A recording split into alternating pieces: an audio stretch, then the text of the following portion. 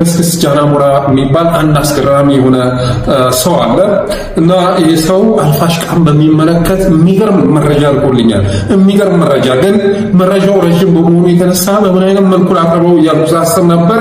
ዛሬ የተወሰነውን ፓርት ላቀርብላችሁ እፈልጋለሁ።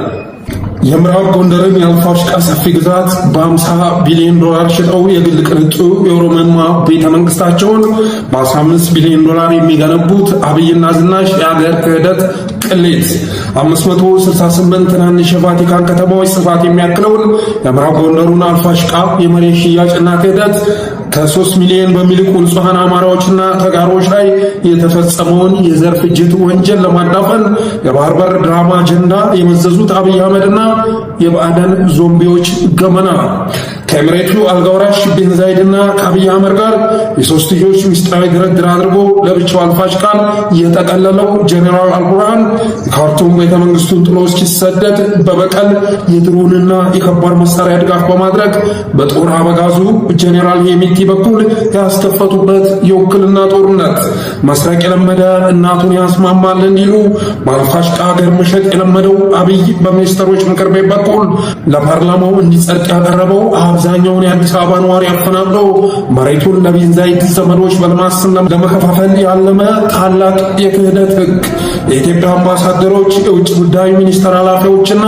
ማናቸውም ባለስልጣናት ስለ አልፋሽቃው መሬት በሱዳን መወረር አንዳችም ማብራሪያ እንዳይሰጡና ጥያቄ እንዳያነሱ ከጠቅላይ ሚኒስትሩ በወረደ ትዕዛዝ ለምን ተከለከሉ? ጎንደርን ከሌላው አማራ በመነጠል የአማራ ብሔርተኝነትና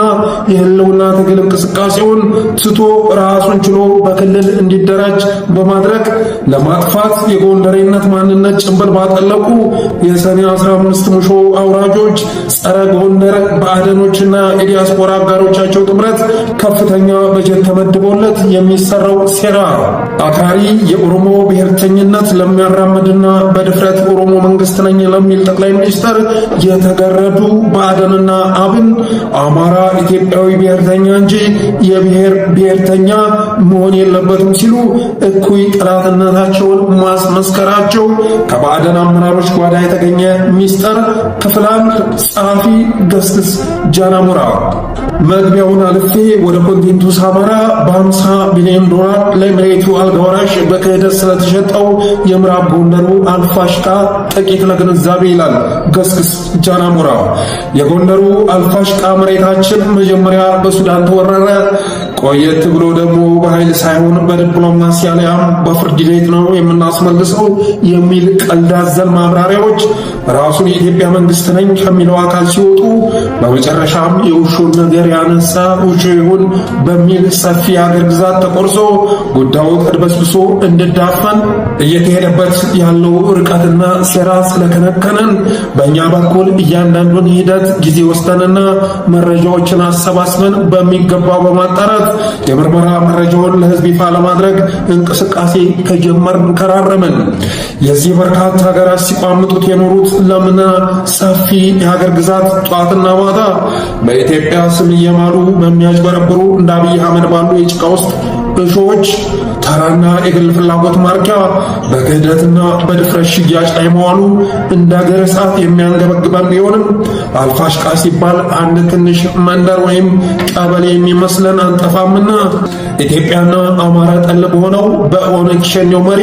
አብይ አህመድ ክህደት ስላጣ ነው። ስለዚሁ ሰፊ የሀገራችን ግዛት በምሳሌ አስረድተን ይህንን መሬት ለመሸጥ ሲባል ከሱዳን እስከ ኤምሬት ድረስ ስለተፈጸመው ውስብስብና አፍን በመዳፍ የሚያስጭን ገራሚ ሴራ በዝርዝር ይፋ እናደርጋለን። የዓለም ሕዝብ ከተለያየ አቅጣጫ የሚጎርፍባት ጥንታዊቷና ታሪካዊቷ የካቶሊክ ቤተክርስቲያን እምነት መሰረትና የመላው ዓለም ካቶሊካዊት ቤተክርስቲያን ዋና ሊቀ ጳጳስ መቀመጫ የሆነችው የቫቲካን ከተማ የቆዳ ስፋት 0.44 ስኩዌር ኪሎ ሜትር መሆኑ ልብ በሉ። የኛው የምዕራብ ጎንደሩ አልፋሽቃ ግዛት ደግሞ ከ250 ስኩዌር ኪሎ ሜትር የሚልቅ የቆዳ ስፋት ያለው ነው። ይህም ማለት ከ568 በላይ የቫቲካንን የቆዳ ስፋት ያለው ያላቸው ትናንሽ ሀገራት አንድ ላይ ተደምረው ያክላል ማለት ነው አልፋሽቃ። ይህ የተንጣለለ ሰፊ ግዛታችን ከ243,000 በላይ እጅግ ለምና ለእርሻ ተስማሚ የሆነ መሬት ያለው ሲሆን በተለይም የደርግ ስርዓት መውደቂያ አቅራቢያ ከሶሻሊስት ርዕዮተ ዓለም ወደ ጥይት ኢኮኖሚ የገበያ ስርዓት በመሸጋገር የሀገሪቱን ምጣኔ ሀብትና ኢንቨስትመንት ለውጭ ገበያ ስርዓት ክፍት ማድረጉን ተከትሎ አያሌ የአረብ አገራትና ምዕራባውያን አይናቸውን ጥለውበት በሊዝ ኪራይ አልምተው ለመጠቀም ከፍተኛ የኢንቨስትመንት እቅዶችና አማራጮችን አቅርበው ደጅ ጠኑ እንደነበር የሚታወስ ነው። ሆኖም ከሞይ መንደር ሞፈር ይቆረጣል እንዲሉ ይህንን የአማራ ሰፊ ለም ግዛት ቸብችቦ ገና ከልጅነት እድሜው ጀምሮ ሲመኘው የኖረውን የግሉን የንግስና ቅንጡ ቤተ መንግስት ለማነጽ ጉጉል ላይ የነበረው ፋሽስቱ አብይ አህመድ ለአማራ ህዝብ ከፍተኛ ጥላቻ ባላቸው የባዕዳን ዞምቢዎች ድጋፍና ይሁንታ ይህንን ርካሽ ምኞቱን ለማሳካት የሰሜን ዕዝ ጦር ተመታ በሚል ድራማ የትግራዩን ጦርነት ለኩሶ ሲያበቃ ህወሓት ከፍተኛ ወታደራዊ ኃይል ስላደራጀች ስትመታ ወደ ሱዳን እንዳትሻገርና በሱዳንም መልስ ጦሯን እንዳታደራጅ ያለብንን የሰራዊት እጥረት ለመሸፈን የሱዳኑ ጄኔራል አብዱል ፈታህ አልቡርሃን ብሔራዊ ጦሩን አስገብቶ አካባቢውን ይቆጣጠርልን በሚል ሽንገላ አካባቢውን አስወርሮ ሲያበቃ አየር ባየር ለተባበሩት አረብ ኤሚሬትስ አልጋ ወራሽ ወዳጁ ቢን ዛይድ በ50 ቢሊዮን ዶላር መቸብቸቡን ያገኘናቸው ሚስጥራዊ መረጃዎች አረጋግጠዋል። ከፍተኛ ግርግር የበዛበትና የጦርነት በመሆኑ ይህ የሀገር ሉዓላዊነት መደፈር እንዴት በህዝቡ ውስጥ ቁጭትና ቁጣን አልፈጠረም ለማለት አስቻይ ሁኔታ እንዳልነበር ብንረዳም ዛሬም ከ3 ዓመታት በኋላ ኢትዮጵያዊ በሚስቱና በመሬቱ አይደራደርም እያለ የለበጣ የሚደሰኩረው ራሱን ኢትዮጵያዊ ብሔርተኛ ነኝ የሚለው ብዙሃኑ አስመሳይ የባንዲራ ስር ቁማርተኛ የዚህ ሰፊ የአገር ግዛት ለሱዳን ተላልፎ መሰጠትና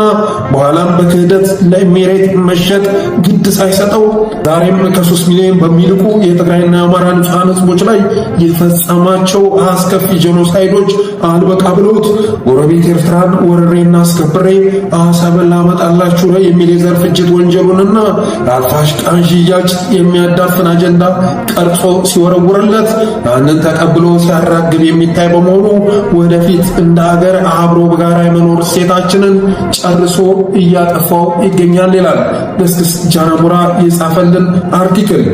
አብይ አህመድ አልፋሽቃን ለቢን ዛይድ ለመቸብቸብ ከሱዳንና ከኤሚሬት ጋር ያካሄዱት የሶስትዮሽ ሚስጥራዊ ስምምነትና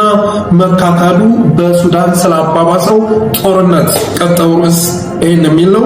ገና የ7 ዓመት ልጅ ሳለው እናቴ ወደፊት ንጉስ እንደመሆን አስቀድማ ነግራኝ ነበር የሚል ትንቢት የሚያወራው የኦነግ ሸኔው መሪ አብይ አህመድ የቀደሙትንና አገርን በጦርና በኃይል የመሰረቱ ነፍጠኛ ናቸው ሲል በጥላቻ የሚፈርጃቸውን ነገስታት ዘመን ተሻጋሪ ታሪካዊ አሻራቸውንና ቅርሶቻቸውን ሁሉ በማጥፋት በመበቀል የራሱን ታሪክ የመጀመሪያ የሚባልለትን እጅግ ዘመናዊ ቅንጡ ቤተ መንግስት የመገንባት ውጥን በልቡ ሰንቆ ነበር። ከዛሬ 7 ዓመታት በፊት የለውጥ ኃይል አሻጋሪ ሙሴ ተብሎ ተዘምሮለት የ4 ኪሎን ስልጣን የተቆናጠጠው እናም ይህን ዓለም ጭምር በአድናቆት የሚደመምበትን ቤተ መንግስቱን ለማነጽ የሚረዳውን ከፍተኛ መጠን ያለው ገንዘብ ከየት አገኛለሁ ብሎ ቀንና ማታ ሲያስብና ሲያሰላ በግፏና በእብሪቷ ህዝባዊ አመፅ ተቀስቅሶባት ከአዲስ አበባ ስልጣን ተፈንግላ መቀሌ በመመሸግ ቀንና ማታ ዛቻ፣ ሴራ መግለጫ ላይ ተጠምዳ ከፍተኛ የስልጣን ስጋ ምንጭ የሆነችበትን ህወሓት በጦርነትም ሆነ በማናቸውም ዘዴ በማዳከም በአንድ ድንጋይ 2 ወፍ እንዲሉ ለጦርነቱ ከሚደረገው የሀብት ማሰባሰብም ሆነ ከሚገኘው ድጋፍ ከፍተኛ ስጋት የደቀነበትን የትህነግ ኃይል ከማዳከም ጎን ለጎን እጅግ የጓጓለትን ቅንጡ ቤተ መንግስት ለመገንባት የሚረዳውን ገንዘብና ቁስ በመሰብሰብ በአንድ ድንጋይ 2 ወፍ እንደሚባለው 2 ነገሮችን በአንዴ ለማሳካት የሚረዳውን ሴራ መሸረብ ጀመረ። ድሮንና አለ የተባለ ዘመናዊ መሳሪያ ሁሉ በድብቅ ሲሸማመቅ ከርሞ ጦሩንና ልዩ ኃይሉን በገፍ ካደራጀ በኋላ በህዳር ወር በኩል 2020 ዓ.ም ላይ አስቀድሞ ትንኮሳ እንድትፈጽም ልዩ ልዩ ጫናና ግፊት ሲያደርግባት የቆየው አብይ በድንገት በቴሌቪዥን መስኮት ተከስቶ በሰበር ዜና ምንም ባልተዘጋጀንበትና ባላሰብንበት ሁኔታ እዛው ትግራይ በሚገኘው የሰሜን ዕዝ ጦር ላይ በተኙበት ድንገተኛ ጥቃት ፈጸመች የሚል መርዶ በማሰማት የህወሓትን ስልጣን በኃይል የመቀማት ወረራ ለመቀልበስ የሰላም ማስከበር ይፋዊ ጦርነት መታወጁን ይፋ አደረገ። በመላ ሀገሪቱ ከመንግስት ድርጅቶች እስከ ባለ ሀብቶች ከሃይማኖት ተቋማት እስከ ውጭ ዲያስፖራ ለጦርነቱ ዶላር ገንዘብና ቁስ በገፍ ማሰባሰብ ተጀመረ። ይህን ጊዜ ነበር የገበያ ግርግር ለሌባ ያመቻል እንደሚባለው አብይ አህመድ መላው ህዝብ ሀገር ሊፈርስ ነው በሚል ከፍተኛ ስጋት በጦርነቱ ወሬ ሲታመስ የሱዳንን ሉዓላዊ ምክር ቤት ፕሬዝዳንት ጄኔራል አልቡርሃን አገር ውስጥ በመጋበዝና ራሱን ካርቱም ድረስ በማቅናት ሚስጥራዊውን ውል ለመዋዋል የቻለው። ይኸውም ትክክለኛ ፍትህ ቢኖር በሀገር ክህደት ወንጀል ዕድሜ ይፍታህ እስር የሚያስበይንበትንና የአረብ ሀገራትና ምዕራባውያን ለዘመናት አይናቸውን ጥለውበት ሽጡልን ወይም በሊዝ አከራውንና አልምተን እንጠቀምበት በማለት ሲማጸኑ የኖሩትን የምዕራብ ጎንደሩን ሰፊ ለምና ስትራቴጂክ ግዛት የአልፋሽቃ ትራያንግል መንግስት በትግራይ ጦርነት ምክንያት የኃይል መሳሳት ስለገጠመውና መከላከል ስለማይችል በሚል ሽፋን የሱዳን መንግስት በጥበቃ መልክ አካባቢውን ተቆጣጥሮ መሬቱን በስልት እንዲረከብ በማድረግ ሚስጥራዊ የሽያጭ ድራማ ተከናወነ። ሆኖም አልቡርሃን ለዘመናት ሱዳኖች በይገባናል ግጭትም ጭቅጭቅም ሲያነሱበት የኖሩትንና ያለ ጦርነትና ድካም በእጁ የገባውን የአያሌ ሀገራት የአይን ማረፊያ የሆነ የአልፋሽቃ ሰፊ ለም የእርሻ ግዛት መሬት ለማንም አሳልፎ መስጠቱን ካለመፈለጉም በላይ ኢትዮጵያ በእርስ በርስ ጦርነት እየተናጠችና ህልውናዋ ማሳሳቢ ደረጃ ላይ በወደቀበት ሁኔታ ህዝባዊ ድጋፍና ገጸ በረከት ያመጣለትን መሬት መልሶ አሳልፎ መስጠት ሰዶ ማሳደድ አይነት የሞኝ ጨዋታ መስሎ ስለተሰማው ድሮም ግዛቱ የኔ ነበር፣ በሸፍጥ ተወስዶብኝ ነው፣ ከማንም ጋር የምከፋፈልበት ምክንያት አይኖርም ሲል አሻፈረኝ አለ አልቡርሃን። በድርጊቱ ተስፋ ያልቆረጠችውና ለወዳጇ አብይ አህመድ ለግዛቱ ሽያጭ ስምምነቱን ተከትሎ አስቀድማ 50 ቢሊዮን ዶላር የከፈለችው አቡዳቢ ከባዱ ውዝግብ የሚያስነሳው ድርድር ልክ ውሉ እንደጠፋበት ልቃቄት ተተብትቦ አደባባይ ከመውጣቷ አስቀድማ አንድ መደራደሪያ ሰነድ በአስቸኳይ ወደ ካርቱም ላከች። መንግስታዊው ጋዜጣ ሱዳን ትሪቢዩን አፕሪል 8 ቀን 2021 ዓ.ም የአገሪቱን ሉዓላዊ ምክር ቤት ሊቀመንበር ማሊክ አጋርን ጠቅሶ ባወጣው ዘገባ ሱዳን የድርድሩን ሐሳብ ውድቅ ማድረጓን ይፋ በማድረግ አብይ አህመድ ከኤምሬትና ከሱዳን ጋር ሚስጥራዊ ድርድር ማካሄዱን አጋለጠ። ሪፖርቱ እንደሚለው የተባበሩት አረብ ኤሚሬቶች በድርድር ሰነዷ ላይ የሁለቱ የሱዳን ጦር ከኖቬምበር 2020 ጀምሮ ተቆጣጥሮ ከያዘው የአልፋሽቃ ግዛት ለቆ እንዲወጣ ጠይቃለች። ሁለቱ ሀገራት በይገባኛል የሚወዛገቡበትንም ይህንን የድንበር ግዛት በዘለቄታው ለመፍታት ለሁለት እንዲከፋፈሉት፣ በተጨማሪም ኤሚሬትስ በአካባቢው ከምታከናውናቸው የእርሻ ልማት ፕሮጀክቶች 40 በመቶውን ገቢ ልትወስድ፣ ቀሪው 40 በመቶ ገቢ የሱዳን ድርሻ እንዲሆን እና 20 በመቶ ደግሞ በአካባቢው ለነበሩ የኢትዮጵያ አርሶ አደሮች እንዲከፋፈል የሚል አስታራቂ ነው ያለችውን ሐሳብ ብታቀርብም አጋር ግን የፈጽሞ ተቀባይነት የሌለው ነው ማለታቸውን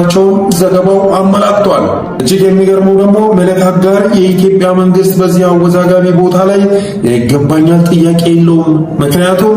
በኤርትራ የሚሰለጥኑ የሱዳን ተቃዋሚዎችን ለመከላከል ሲባል በመለስ ዜናዊና በቀድሞው የሱዳን ፕሬዝዳንት አልበሽር መካከል በተደረሰ ስምምነት ነው በአካባቢው የኢትዮጵያ አርሶ አደሮች እንዲሰፍሩ ተደርጎ የቆየው በማለት መሬቱ የኛ ነው ለድርድር አናቀርበውም የሚል አይነት ምላሽ መስጠታቸው ነው። ከተባበሩት አረብ ኤሚሬቶች ከኢትዮጵያውያንና ከምዕራባውያን ሀገራት ከውጭ ዓለም አቀፍ ሚዲያዎች ሱዳን በወረራ በያዘችው የጎንደሩ አልፋሽቃ ግዛት ዙሪያ አወዛጋቢ ምላሽ በትዊተር ገጻቸው ሰጥተው ወዲያው ያጠፉት ፕሬዝዳንት አልቡርሃን በበኩላቸው የወረድነው የኢትዮጵያ መሬት የለም፣ ከአብይ አህመድ ጋር በሰላም ተነጋግረን የራሳችን የሆነው ግዛት ላይ ነው ጦራችንን ያሰፈርነው በማለት አብይ መሬቱን በጓዳ ስምምነት እንዲወስዱ መፍቀዱን በሚያጋልጥ መልኩ ምላሽ በመስጠት በሚስጥር ተይዞ የቆየውን ጉዳይ አደባባይ አስጥተውታል። በወቅቱ የትግራይ ጦርነት ጉዳይ አየሩን ሙሉ የሞላበት ስለነበር አብይ አህመድ ኤምሬትስ 20 በመቶ ከልማት ኢንቨስትመንቱ የሚገኘው ገቢ የኢትዮጵያ አርሶ አደሮች ድርሻ ይሁን እንኳ ብላ በድርድር መፍትሄው ላይ ያቀረበችውን አማራጭ ሳይቀር ሱዳን ጠቅልላ እንድትወስድና በምትኩም ለውለታው ለትግራይ የህወሓት ታጣቂዎች ስልጠና ወታደራዊ ድጋፍና የጦር ካምፕ እንድትሰጥ ከስምምነት ተደርሶ እንደነበር ነው እነዚህ ምንጮች የሚገልጹት። ሱዳን ሰፊውን የአልፋሽቃ ግዛት ብቻ ሳይሆን ከ15 እስከ 30 ኪሎ ሜትር የሚደርስ በጎንደር መተማ፣ ደለሉ፣ በታች አርማጭሆ፣ በዝንጀሮ ገደል፣ በበረከትና በመሳሰሉ አጎራባች የጎንደር አካባቢዎችን ጭምር ብሔራዊ ጦሯ እንዲቆጣጠር በማድረግ በኢትዮጵያ መንግስት ቆመው የነበሩ የድንበር ምልክቶችንና ታሪካዊ አሻራዎችን በማጥፋትና መንገዶችን፣ ድልድዮችንና ልዩ ልዩ የራሷን መሰረተ ልማቶች በመገንባት ግዛቷን እንድታስፋፋ አገር አስተዳድራለሁ መንግስት ነኝ በሚለው ከሃዲው አብይ አህመድ ተደርጎ ይህንን ኢትዮጵያ በታሪኳ አይቶ የማታውቅ ከሃዲ መሪ በተለይም ጎንደሬ ነኝ እያሉ ተጎንብሰው ውታፍ እየነቀሉና ሰግደው እያሸረገዱለት እንደሱ ያለ ታላቅ ሀገር ወዳድ መሪ ኢትዮጵያ እስከዛሬ አብቅላ አታውቅም በማለት ለማይጠረቀው ከርሳቸውና የዛፍ ላይ እንቅልፍ ለሆነ ስልጣን ሀገርንም ህዝብንም በክህደት የሸጡ ማፈሪያና መርገምት የባዕድን አመራሮች እና መላኩ አለበል፣ አገኘው ተሻገር፣ ቹቹ አለባቸው፣ ዶክተር ሂሩት ካሳው፣ ታዬ አጽቀሥላሴ እንዲሁም የአብን ዞምቢዎች ከአሁኑ ህዝባዊ ማዕበል በተአምር በህይወት ቢተርፉ ቀሪ ዘመናቸው ማረሚያ ቤት መሆኑን በደንብ ከወዲሁ ሊያውቁት ይገባል። በዚህ አጋጣሚ ለአብይ አህመድ 50 ቢሊዮን ያህል ዶላር አስቀድማ ቀብድ ከፍላ ለዘመናት ስትመኘው በኑሮቸው አልፋሽቃ ላይ ከፍተኛ እርሻ ልማት ኢንቨስትመንት አካሂዳለሁ ስትል በሱዳን መንግስት የተከዳችው የተባበሩት ኤሚሬትስ ወዳው ከአብይ አህመድ ጋር የሱዳን ቀውስ ለማባባስና ጄኔራል አልበሽርን ለመጣል በኢትዮጵያ ድንበር በኩል የድሮን ተተኳሾችና ልዩ ልዩ ከባድ የጦር መሳሪያዎችን በብዛት የአልበሽር ተቀናቃኝ ለሆነውና በተደጋጋሚ በዓለም አቀፍ የጦር ወንጀል ለሚከሰሰው የቀደሙት ጨካኞች የጃንጃዊድ ሚሊሻዎች የአሁኑ የሱዳን ፈጥኖ ደራሽ ኃይል አርኤስኤፍ መሪ ጀነራል መሐመድ ሐምዳን ዳጋሎ ወይንም ሄሚቲ መርዳቱን ስራዬ ብለው ተያይዘውታል። በግፍ በክህደትና ባሻጥር ሱዳን እጅ የገባው የኢትዮጵያው ግዛት አልፋሽቃ በረመዳን ጾም ወቅት ሚያዝያ 7 ቀን 2015 ዓ.ም ለተለኮሰው የሱዳን የእርስ በርስ ግጭት መባባስ ብሎ ለጀነራል ሄሚቲ የውክልና ጦርነት አንዱ ምክንያት ተደርጎ ይጠቀሳል። የቀድሞ የእንግሊዝ ዜና ማሰራጫ ቢቢሲ የአፍሪካ ጉዳዮች ኤዲተርና በአፍሪካ ቀንድ አንጋፋ የፖለቲካ ተንታኝ የሆነው ማርቲን ብላውት የተባበሩት አረብ ኤሚሬቶች የሱዳንን ፈጥኖ ደራሽ ኃይል የምትደግፈው ለምንድን ነው? ዋይዝ ዘ ዩናይትድ አረብ ኤሚሬትስ ሰፖርትስ ሱዳን ራፒድ ሰፖርት ፎርስስ በሚል ርዕስ ኖቬምበር 17 2024 ባወጣው በዚሁ በመስረጃ የተደገፈ ትንታኔ ኤሚሬትስ ለሄሚቲ ጦር ወታደራዊ ድጋፍ የምትሰጠው በሱዳን ያላትን በርካታ ግዙፍ የኢንቨስትመንት ልማት እንቅስቃሴ ለማስጠበቅ ኃይሉን ድጋፍ ያደርግልኛል ከሚል ስሌት በመነጨ ነው ሲል ያትታል። በተለይም የተባበሩት አረብ ኤሚሬቶችና የፈጥኖ ደራሽ ኃይሉ ግንኙነት ዘ ዩኤኢ አርኤፍኤፍ ኮኔክሽን በሚለው ንዑስ ርዕሱ ኤሚሬትስ በሱዳን ጦርነት ተዋናይ ከሆኑት የውጭ ኃይላት በተለይም ከፍተኛውን ድጋፍና ወጪ እያደረገች ሲሆን ያለ እሷ ድጋፍና እርዳታ አርኤስኤፍ አሁን በሚታየው አቅምና መጠን ጦርነት በመንግስት ላይ የመክፈት አቅም አይኖረውም ነበር። በተጨማሪም የአርኤስኤፍ ንግድ፣ ፋይናንስ፣ ሎጂስቲክና የህዝብ ግንኙነት ስራዎች ሳይቀር የሚከናወኑት ከኤሚሬቶች ነው። ጉዳት የደረሰባቸው ተዋጊዎችን በአቡዳቢ ወታደራዊ ሆስፒታል ውስጥ ለማከም በአየር ተወስደዋልም ተብሏል። ከዚህ ሌላ የፈጥኖ ደራሽ ኃይሉ የጦር ዋና አዛዥ መሐመድ ሐምዳን ዳጋሎ ወይም ሄሚቲ የኤሚሬትስ ንጉሳውያን ቤተሰብና የፕሬዝዳንቱ አማካሪ ካምፓኒ ንብረት በሆነው አውሮፕላን ተጠቅመው የተወሰኑ የአፍሪካ ሀገራትን ጎብኝተዋል ነበር ያለው ማርቲን ብላውት። ፖለቲካዊ ትንታኔውን በመቀጠል በኢትዮጵያና በሱዳን መካከል ውዝግብ የፈጠረው የአልፋሽቃ ግዛት የተባበሩት አረብ ኤሚሬቶችና የሱዳን አርኤስኤፍ የጋራ ጥቅም ዋነኛ ማሳያ ነው ሴፕቴምበር 6 2020 የሱዳን ብሔራዊ ጦር ይገባኛል ጥያቄ የማነሳበትን የአልፋሽጋ ግዛት ተቆጣጠረ። ምንም እንኳን ሄሚቲ በዚህ በምስራቃዊ ሱዳን ቀጠና ጉዳይ ፍላጎት ቢኖረውም በወቅቱ ግን በሎጂስቲክም ሆነ በውጊያ ለሱዳን ብሔራዊ ጦር አንዳችም ድጋፍ አልሰጠውም ነበር። ይልቁንም ሄሚቲ የድንበር ውዝግቡን ለመፍታት ኤምሬትስ የሱዳን ጦር ሴፕቴምበር 2020 በኃይል ተቆጣጥሮ ከያዘው ሀገራቱ ከሚወዛገቡበት አካባቢ ለቆ እንዲወጣና ኤምሬትስ በአልፋሽጋ ግዛት ከምታከናውነውን የልማት ኢንቨስትመንት 40% ለሱዳን፣ 40% ለኤምሬትስና 20% ገቢው ለኢትዮጵያ አርሶ አደሮች ይዋል በሚል ያቀረበችውን የመፍትሄ ሀሳብ ከመደገፍ ውጭ በጉዳዩ ላይ በቀጥታ ጣልቃ አልገባም። በአጠቃላይ በሱዳን ብሔራዊ ጦርና በፈጥኖ ደራሽ ኃይሉ መካከል የነበረው ግንኙነት በመለወጥ ረገድ የአልፋሽጋ ጉዳይ ወደ ሚና አለው ሲል ነው። አልፋሽጋን ከአብይ አህመድ በሚስጥር ገዝታ በሱዳን መንግስት የተካሄደችው አቡዳቢ በወዳጇ አብይ አህመድ ድጋፍ ሰጭነት በሄሚቲ በኩል የውክልና ጦርነት ከፍተው የሱዳን መንግስት በድሮና በከባድ መሳሪያ አሳሩን እያበሉት ለመሆኑ በቂ ማረጋገጫ የሰጠን ይላል ገስግስ ጃናሞራ የጻፈልን አርቲክል።